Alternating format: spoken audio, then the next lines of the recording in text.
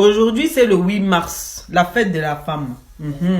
Donc, Ruby a conseillé beaucoup de femmes. J'espère que les femmes ont suivi son conseil, parce que c'est la fin de la journée. Elle dit ceci. Elle dit ceci.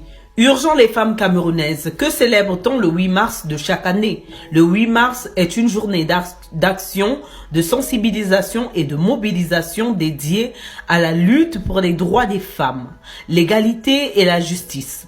Réfléchir, échanger, se mobiliser pour l'égalité entre les femmes et les hommes. Faire le point sur ce qui a été et ce qui reste à faire sur la question de la place des femmes dans la société. C'est aussi l'occasion de mettre en avant les initiatives qui placent les femmes au cœur de la création ainsi que leur participation à la vie sociale, politique et économique. Pas d'acheter le cabas, boire les bières dans les bars. Les femmes camerounaises réveillées. Elle n'a pas dit toutes les femmes camerounaises, elle a dit les femmes camerounaises réveillées. Vous savez pourquoi on empoisonne les femmes camerounaises souvent au Cameroun? C'est parce qu'elles aiment trop la bière. Mais qu'elle se dit la vérité. Matin, midi, soir, la bière. Petit déjeuner, la bière. À midi, la bière. Le soir, la bière. Et puis tenue de référencement même du Cameroun, de la camerounaise, mais c'est le cabas. Donc elle dit, femme qui n'est pas réveillée là, réveille-toi pour que ce discours-là aussi te touche. C'est de ça qu'il s'agit. C'est pas seulement aller boire les billets là-bas. Et puis quand on t'empoisonne, on n'a qu'à se dire la vérité. Les hommes sont infidèles. Que ce soit avec les tisas, que ce soit dans leurs paroles, que ce soit dans leurs pensées. Nous tous, on a vu Jeanne et qui a-t-on là. Chaque jour, poster les photos où il était dans le voiture même de Maria Mobile. Vous voyez le centre là même, il mettait son visage là-bas. Même Maria Mobile, quand elle gazait même, de toute façon ça sentait, lui il avalait seulement. Il applaudissait même avec le voiture même de Maria Mobile. Aujourd'hui, on le voit avoir un enfant avec quoi? Avec qui, pardon, c'est pas pour lui manquer de respect, elle est très belle, elle a une belle taille. Avec une skinny. Je dis les hommes, vous ne pouvez même pas être fidèle, même ne fût-ce qu'une fois dans votre vie. Même Adam, je répète, même Adam, même dans le temps d'Adam et Ève là, c'est pas qu'il voulait pas manger la pomme, c'est juste qu'il voulait que Ève commence et puis lui il va tromper Ève en mangeant la pomme aussi. Pour dire à Dieu que non, voilà, c'est la femme qui a commencé et puis moi j'ai terminé. Est-ce qu'on peut avoir des contrastes comme ça? Jeune qui attend, tu as attendu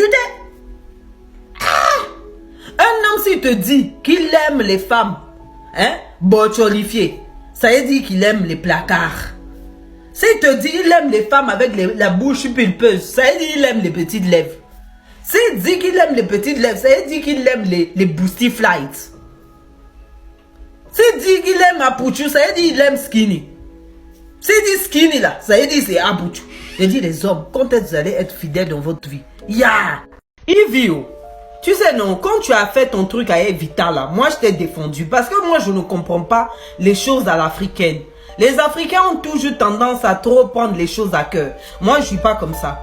Quand il y a eu ton affaire avec Vital, j'ai compris une chose, c'est que c'est ton émission, tu parles de tout ce qui se passe. C'est compréhensible. Et puis, il y a eu Vital qui a déjà utilisé le mariage comme coup de buzz. Donc, c'est normal. Et puis, tu n'avais pas trop mal parlé, mais c'est logique. Et le fait que tu contactes certaines personnes pour savoir qu'est-ce qui se passe réellement, ça ne se passe pas juste en Afrique. C'est pas la sorcellerie, c'est pas le mauvais cœur. C'est juste que tu es en pleine investigation parce que la fille, elle a déjà joué de ça pour avoir son buzz. Ça, je l'avais compris. Mais quand tu viens pour diminuer les gens et puis dire que nous blogueurs, parce que je suis blogueuse, confirmée, il y a des gens qui mentent, mais il y a des gens qui sont blogueurs parce que j'ai une entreprise à mon nom. Voilà. Donc ce que je fais ici, pour ceux qui disent non, je n'ai rien à faire, c'est l'entreprise qui est là. Je gagne aussi une partie de ma vie grâce à TikTok et grâce à YouTube. Donc, tu viens nous rabaisser en disant ouais, on mange à cause de toi. Je vais te dire la vérité aujourd'hui. Tu ne donnes aucun rang. Vidéo. Je te dis la vérité. Tu sais pourquoi les gens ont dormi avec le nom de Emmanuel Keita là et se reposent? On ne parle plus d'aide. Tu sais pourquoi les gens ont élargi les choses avec Emmanuel Keita? Parce que Emmanuel Keita nourrit. Amon Chic nourrit. Mais toi, tu ne donnes même pas 1 euro à un blogueur. C'est la vérité qui est là. Vous qui voyez, voilà, vous croyez que non, quand on parle d'Ividero ou bien on parle de certaines personnes, ils nous nourrissent. Ils ne nous nourrissent pas. C'est différent quand tu es derrière la caméra et que tu vois l'algorithme. Tu vois également ta paye, par exemple, ta paye TikTok. C'est différent. Ividero, c'est ce qu'on appelle star. En fait, il y a des stars qu'on appelle star bouche-trou, en gros. Et il y a des stars qui peuvent nourrir qu'en parlant de eux-mêmes.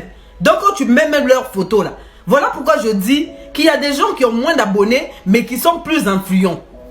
Par exemple, Emmanuel Keita, elle a moins d'abonnés que Emma Loès. Mais sincèrement, elle est plus influente qu'Emma Loès. Je vous dis la vérité. C'est par rapport à ce qu'on voit derrière l'écran qu'on peut dire non, celle-là, elle est influenceuse. Vous comprenez? Muriel Blanche aussi, c'est une star. C'est une star bouche-trou. Parce qu'elle, en fait, tu dois la mettre en concurrence avec Marcel Quetch ou bien avec Coco Emilia pour que ça te donne un peu de jet derrière. Vous avez compris? Il n'y a que 4 grosses têtes en Afrique qui nourrissent les blogueurs, qui peuvent dire ouais, je nourris. Il y a Emma Loès, il y a Emmanuel Keita, il y a Amon Chic, il y a Coco Emilia. Le reste là, il faut les mettre en concurrence pour qu'ils te donnent le jet. Ou bien il faut qu'ils soient dans la polémique. Il y a des stars, bouche-trou, des stars à polémique qui peuvent nourrir et des vraies stars. Par exemple, Diana Mbouli, c'est quand elle fait des polémiques qu'elle nourrit. Voilà. Ou encore, José, c'est quand elle fait une polémique qu'elle nourrit. C'est de ça qu'il s'agit. Moi, je vous ai dit que Ividero ne nourrit pas les blogueurs. Vous dites, j'ai vu un commentaire dans ma première vidéo. Ça, c'est la 3e vidéo. Dans ma première vidéo où je parle de cette affaire de Ividero ne nourrit personne. Vous avez cru que je mens. Ok, je vais vous montrer les preuves par A plus B. Que ceux qui nourrissent sont Emmanuel Keita, Emma Loès, Coco Emilia et puis Amon Chic. Je vous le montre tout de suite parce que vous croyez que non, les gens mentent. C'est parce que vous voyez gros vues des fois sous les vidéos, vous croyez que la personne nourrit. Attendez. Juste pour Emmanuel Keita, c'est très loin. Ça, c'est Dadju. Dadju et puis Felicia Ross et Aya Nakamura. Ça a donné 56,08 euros. Vous avez compris? Pour une vidéo. Amon Chic, 42 euros, 29. Coco Emilia, 32, combien? Il faudrait que je monte l'image. 32,32 euros. Et ça augmente au fur et à mesure. Vous savez, Ividero m'a donné combien? Attendez. 3,35 €. Et puis la vidéo date de 14 février 2023. C'est censé monter. Donc, nous les blogueurs là, si elle nous nourrit là, hein? C'est qu'on ne voit pas, on voit pas clair. Vous avez compris?